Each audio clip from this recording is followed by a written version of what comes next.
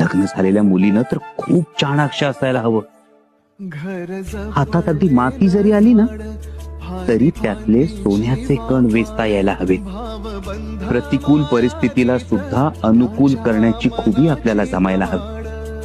आम्हाला नेहमीच वाटतं, आम्ही नेहमीच ऐकत आलो आहोत, संसाराच्या सुखाची पहिली पायरी असते समंजस मनमिळावू पत्नी.